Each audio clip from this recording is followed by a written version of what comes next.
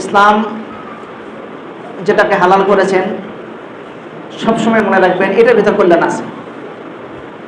প্রত্যেকটা ইবাদতের ইহকাল এবং পরকাল দুই কালই কল্যাণ আছে। ইসলাম যেটাকে হালাল করেছেন ইহকাল পরকাল দুই কালই কল্যাণ আছে।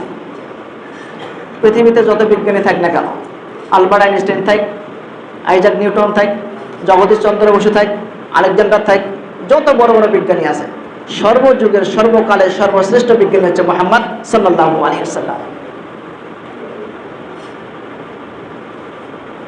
আল্লাহ রাসূল সাল্লাল্লাহু আলাইহি ওয়াসাল্লামের একটা অফার ছিল, এটা প্রত্যেকটা নবীর ছিল, এটা প্রত্যেকটা নবীর ছিল।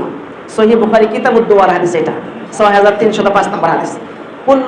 কুল্লু নাবিয়্যিন সুলান সাআলান, প্রত্যেকটা নবীর একটা অফার ছিল, একটা দোয়া ছিল, যা চাইবে আল্লাহ তাকে তা প্রদান করবে।